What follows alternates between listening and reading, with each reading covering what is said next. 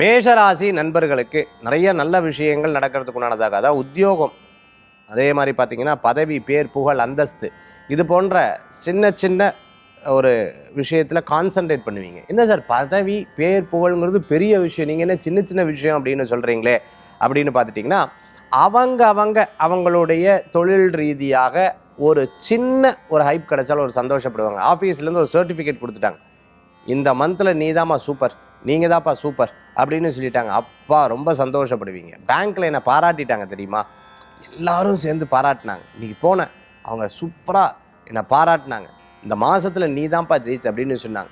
இந்த மாதிரி ஏதேனும் ஒரு சின்ன அவார்டு கிடச்சதுனாலும் உங்களுக்கு ஒரு பெரிய சந்தோஷமாக இருக்குது. அதனால தான் சின்ன சின்ன அப்படின்னு சொன்னேன்.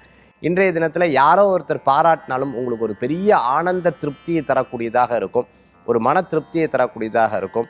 நம்ம கடமைகளை சரியாக செய்கிறோம் அப்படிங்கிற ஒரு பெரிய நம்பிக்கை இன்றைய தினத்தில் இருக்கும். ஆனாலும் சின்ன தடங்களாக தான் ஒரு காரியம் நடக்கிறதுக்குண்டான வாய்ப்புகள் ஏற்படுத்தி கொடுக்கும். ஏன்னா அஷ்டமாதிபதி செவ்வாய், அதாவது உங்களுடைய ராசிக்கும் 8ஆம் இடத்துக்கும் அதிபதி செவ்வாய். 8ஆம் இடம் அப்படிங்கிறது தடங்களை குறிக்கிறது. 8ஆம் இடம் அப்படிங்கிறது சின்ன சின்ன தடங்கல்களை குறிக்கக்கூடியதாக இருக்குது. அதுக்கப்புறம் தான் அந்த காரியம் வெற்றி பெறும். என்னடா அது இவ்வளோ கஷ்டப்பட்டும் ஒரு தடங்கள் வந்துடுச்சுன்னு அப்படியே பின்னாடி திரும்பி வந்துடக்கூடாது.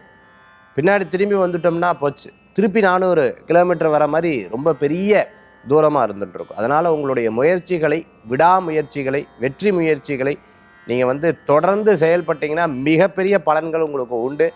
மேஷராசி நண்பர்களுக்கு இன்றைய தினத்தில் வழிபடக்கூடிய தெய்வம் பார்த்துட்டுனா முருகப்பெருமானுடைய வழிபாடு. வேலுண்டு வினையில்லை, மயிலுண்டு பயமில்லை, குகனுண்டு குறைவில்லை, ஸ்கந்தன் உண்டு கவலையே இல்லை மனமே. முருகப்பெருமான் வழிபாட்டோடு ஆரம்பித்தா ரொம்ப விசேஷம்.